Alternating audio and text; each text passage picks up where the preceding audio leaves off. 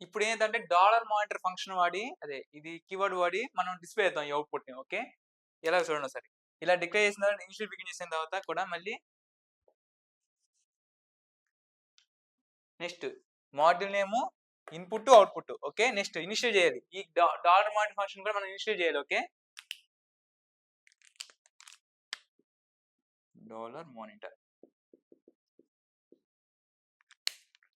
Dollar monitor. అసలు dollar monitor ఏం చేస్తదంటే మనం మనం టైమ్ పీరియడ్ రాస్తాం. #0, #10, #10, #10 అదే #10 ఓకే. అప్పుడేమైద్దంటే ఇది టైమింగ్‌ని సెన్స్ చేసుకునిద్ది ఆటోమేటిక్‌గా. మానిటర్ చేసిద్ది. ఓకే. చూస్తా ఉంటది అంతా మనం. Okay. Dollar monitor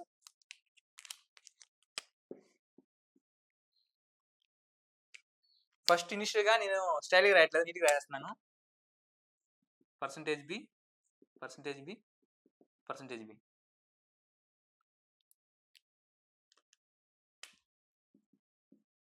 x x1, x2, z1. Okay. ఇది అవుట్‌పుట్ సైడ్ చూసుకోండి ఒకసారి.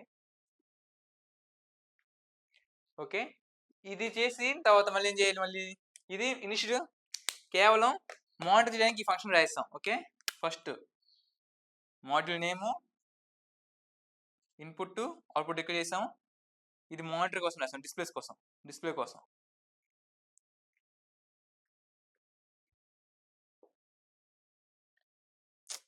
సారీ.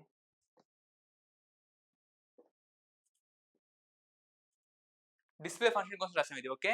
ఈ డిస్‌ప్లే ఫంక్షన్ కోసం రాసాం ఈ 2. నెక్స్ట్ ఏంటి మళ్ళీ మనం ఇనిషియేట్ చేయాలి వీటిని. ఈ వేరియబుల్స్‌ని. ఓకే. ఈ ఇన్‌పుట్‌ని ఇవ్వాలి మనం. ఓకే. అందుకే ఏం చేస్తాం?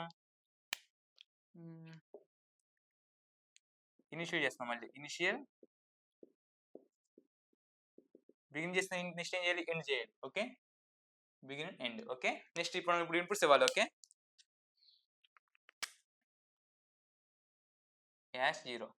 #0 ఎందుకు ఇస్తున్నానంటే ఇక్కడ నేను టైమ్ పీరియడ్‌ని మానిటర్ చేసుకుంటుంది కేవలం. అందుకని #0 ఇవ్వాలి. #0 x1 1 tick b0, x2 1 tick b0.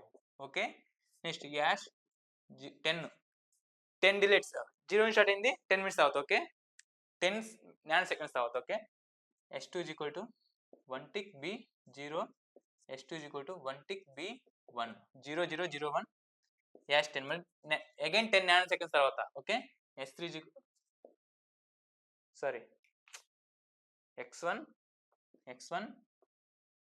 x2. Okay. Next x3 s1 1 tick b0 0 0 1 1 0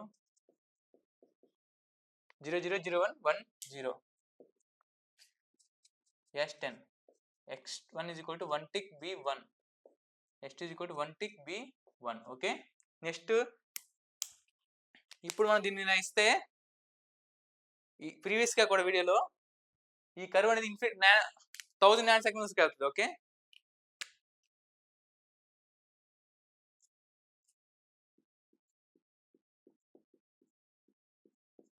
run up to 1000 nano seconds. 1000 nano seconds. 1000 nano seconds వరకు వెళ్తానే ఉంటది ఈ కర్వ్.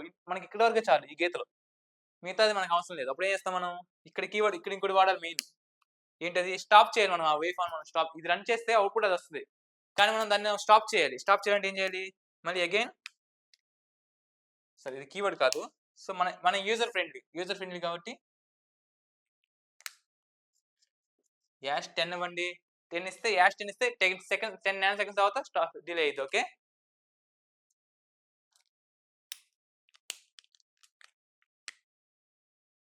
$స్టాప్. ఓకే. ఇది ఇచ్చిన వెంటనే automatic $stop. $Stop. Okay. $Stop ఇవ్వగానే ఆటోమేటిక్‌గా అది అవుట్‌పుట్ ఇస్తది. ఓకే. నెక్స్ట్ ఏం చేస్తున్నాను? అవుట్‌పుట్ ఇలా వస్తది. ఎలా వస్తదంటే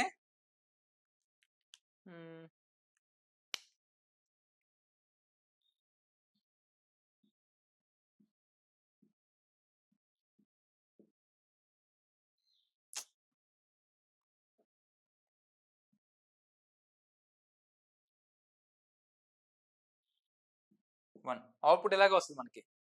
మనకి అది ఏది x1 x2 z1 తెలియదు మనకి. అందుకే ఏం చేస్తాము మీకు తెలుసు ఆల్రెడీ. ఇక్కడ x1 పెడతాము, ఇక్కడ s2 కామెంట్ s2 పెడతాము, ఇక్కడ z1 పెడతాం. నెక్స్ట్ ఇంకేంటి, ఇక్కడ మనకి ఇది అవుట్‌పుట్ డిస్‌ప్లే అవుద్ది. ఇక్కడి నుంచి సేమ్ ఎగ్జాక్ట్‌గా వస్తది. కానీ ఇక్కడ ఏ టైమ్ పీరియడ్‌లో ఏ వాల్యూ నాకు తెలీదు. అప్పుడేం చేయాలి? ఏ టైమ్ పీరియడ్‌లో ఏం పీరియడ్? అందుకే ఏం చేస్తాం? ఏముందా టెక్నిక్ అంటే ఉంది. Dollar time.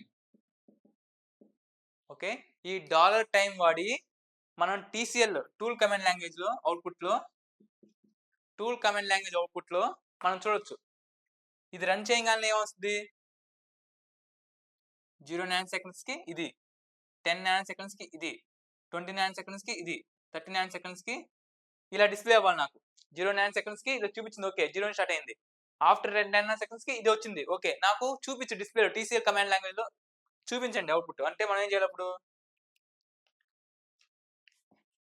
ఇక్కడ ఈ ప్లేస్‌లో